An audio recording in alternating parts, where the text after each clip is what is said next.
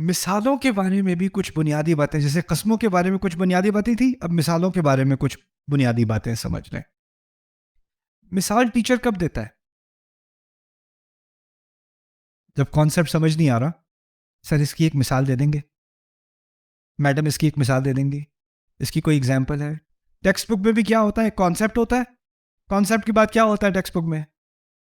پہلے مثال ہوتی ہے. جیسے میتھس ٹیکسٹ بک میں آپ کا کانسیپٹ ہوگا، اس کے بعد ایک ایگزامپل سولوشن ہوگا، پھر اس کے بعد وہ آپ کو ایکسرسائز دیں گے کہ یہ سوال حل کریں. لیکن ایک مثال دینے کے بعد پھر آپ کو کام کروایا جاتا ہے، یا 2-3 مثالیں دینے کے بعد، تاکہ آپ کو پتہ چل جائے کہ سولوشن کیسے ہوتا ہے، اس کو کیسے سالو کرتے ہیں. اچھا، اگر کسی فرض کریں فزکس کی کلاس ہے، کوانٹم فزکس کی کلاس ہے، یا فلاسفی کی کلاس ہے. فلاسفی میں بات بہت زیادہ ایبسٹریکٹ ہو جاتی ہے، پتہ نہیں چلتا کیا بات کہی جا رہی ہے، تو اسٹوڈنٹ کے اس کی کوئی مثال دے دیں تاکہ بات سمجھ میں آ جائے، ہے نا. تو مثال، اچھی مثال اور بری مثال میں فرق ہوتا ہے. اچھی مثال کا تقاضا یہ ہے کہ جو سننے والا ہے نا، اس کو ایسی چیز کی مثال دی جائے جس سے وہ آسانی سے اس کے ساتھ اس کا رابطہ بنتا ہو، اس کو وہ پہلے سے ہی سمجھتا ہو. جیسے میں مثال دے رہا تھا پہلے آپ کو ایک بچے کی جو سانپ سے نہیں ڈرتا، مثال ہی تھی نا، لیکن وہ ہر ایک کو سمجھ میں آنے والی بات ہے تو میں نے وہ مثال دے دی. ٹھیک ہے. تو ہوتا کیا ہے کبھی کبھار کہ لوگ مثال دیتے ہیں ایسی جو کسی کو سمجھ ہی نہ آئے. وہ مثال دینے کا فائدہ کیا ہوا؟ مثال کا تو مقصد ہی یہی تھا کہ جو مضمون سمجھ نہیں آ رہا اس کو آسان بنانا ہے، اس کا مقصد یہ ہوتا ہے.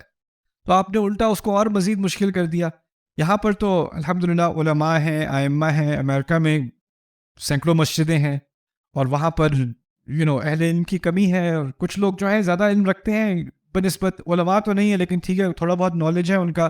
تو کبھی کوئی نیو یارک میں یا نیو جرسی میں یا شکاگو میں کہیں چھوٹی سی کسی نے مسجد بنا دی آفس ایریا میں، تو جمعے میں لوگ جو ہیں ارد گرد میں جو کام کرتے ہیں وہ اکٹھے ہو گئے وہاں جمعہ پڑھنے. تو ان میں سے کسی ایک کو چن لیتے ہیں، یار آپ جمعہ کا خطبہ کرا دو. وہ عالم ہوتا نہیں، کسی نہ کسی کو کرانا پڑتا ہے. تو کبھی کوئی ڈاکٹر ہوتا ہے وہ جمعہ کرا دیتے ہیں جو کسی حد تک نالجبل ہوتے ہیں، یا کوئی انجینئر کرا دیتے ہیں، کوئی اکاؤنٹنٹ کرا دیتے ہیں.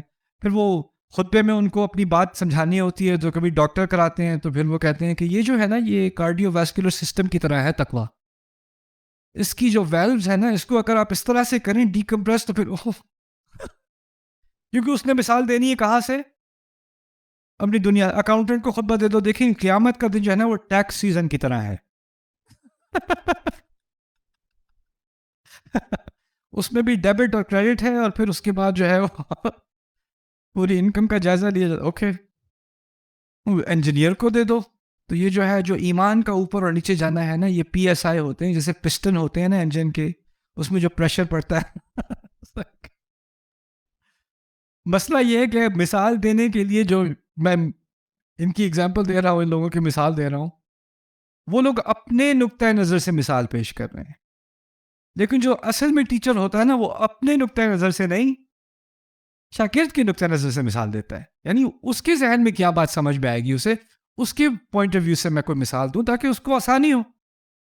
اچھا، قرآن میں مثالیں ہیں.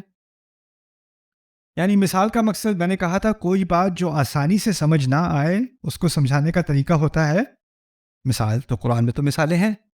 تو وہی مقصد، یعنی اللہ تعالیٰ نے تو کہا نا علم القرآن، قرآن سکھایا، اور سکھانے کے جو ہتھیار ہوتے ہیں ٹیچر کے پاس کس کس طریقے سے سکھایا جائے، اس میں سے سب سے بہترین ہتھیاروں میں سے مثال ایک اس کا ہتھیار ہے جس کو وہ استعمال کرتا ہے بات پہنچانے کے لیے. تو اللہ تعالیٰ نے اس کا استعمال کیا. اچھا، نولدیکی کے نام سے ایک مستشرق اورینٹلسٹ پروفیسر تھا. اس نے قرآن پر بہت تنقید کی، اور اس کی تنقید میں اس نے اس آیت کے بارے میں خاص تنقید کی. کہتا ہے قرآن کی مثالیں، وہ لکھتا ہے قرآن کی مثالیں بے تکی ہیں، ان کی کوئی سینس نہیں بنتی، اور اس لیے یہ امپریسو لٹریچر نہیں ہے، میں اس سے زیادہ متاثر نہیں ہوا.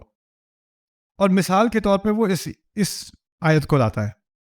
اس آیت کا ترجمہ اکٹھا کرتے ہیں، حنفاء للہ غیر مشرکین بہ، جو اللہ تعالیٰ کے لیے خاص حنیف ہو گئے، فوکس ہو گئے، بغیر اس کے ساتھ کوئی شرک کیے. ومن یشرک باللہ، اور جس نے بھی اللہ تعالیٰ کے ساتھ شرک کیا ہو، فکأنما خر من السماء، تو ایسا ہے جیسے کہ وہ آسمان سے گر رہا ہو.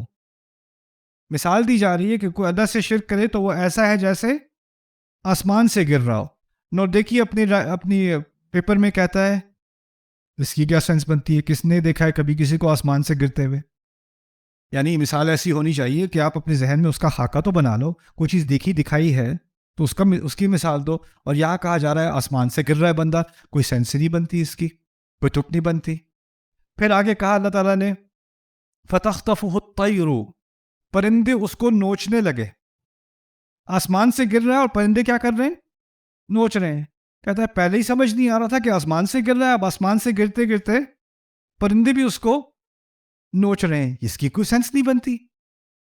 او تہوی بہ الریح، یا پھر آخر کار اس کو ہوا اڑاتی پھرتی ہے، یعنی اور کہیں دور فی الی مکان سحیق، اور فی مکان سحیق یعنی ایک ایسی انجانے مکان تک اس کو ہوا لے جاتی ہے. یعنی اگر وہ آسمان سے گر رہا ہے تو وہ لاہور کے درمیان میں گرے یا کسی جنگل میں جا کے گرے، مرنا تو اس نے پھر بھی ہے.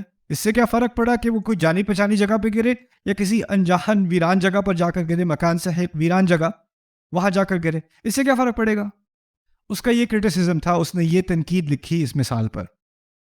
اور اس مثال میں کچھ چیزوں کا انکار ہے، کچھ چیزوں کا اس کی لا علمی ہے یا اس نے جان بوجھ کے کیا. اور وہ کیا ہے کہ قرآن کی مثالیں پہلے کسے دی گئی تھیں؟ عرب کو. اور یہ جو قرآن کے الفاظ ہیں نا، میں نے آپ سے کہا تھا قرآن کے الفاظ یا قرآن کے معنی کسی بھی زبان کے معنی صرف ڈکشنری سے نہیں آتے. ابھی جو میں نے ترجمہ کیا تھا نا وہ ڈکشنری والا ترجمہ تھا.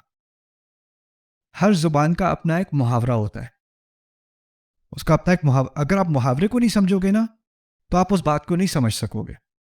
تو اب محاورے کے اعتبار سے اس بات کو سمجھنے کی کوشش کرتے. پہلی بات، عرب کے ہاں اکثر و بیشتر آخرت کا کانسیپٹ نہیں تھا. وہ نہیں مانتے تھے کہ مرنے کے بعد کچھ ہونا ہے. ٹھیک ہے، ان کی اکثریت ایسی تھی. اگر مرنے کے بعد کچھ نہیں ہونا تو جیسے جیسے بندہ عمر میں بڑھتا چلا جا رہا ہے اس کی ڈپریشن بھی بڑھ رہی ہے، کیونکہ جو اس کی زندگی ہے اس میں تھوڑا سا ہی ٹائم رہ گیا، اس کے بعد کچھ بھی نہیں ہونا، اس نے ختم ہو جانا ہے.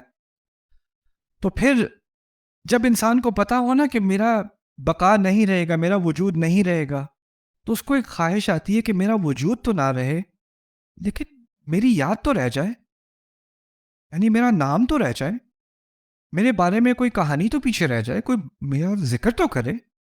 ایک خواہش ہوتی ہے انسان کی. تو آج کل بھی کئی ممالک میں جہاں پر ایتھیزم ہے، کوئی ایمان نہیں لاتا اللہ تعالیٰ پر یا آخرت پر، تو خاص کر ایمان نہیں رکھتے. کوئی بلینئر ہو، ملٹی ملینئر ہو، موت کے قریب آتا ہے نا تو اپنی جائیداد کا بہت بڑا حصہ کسی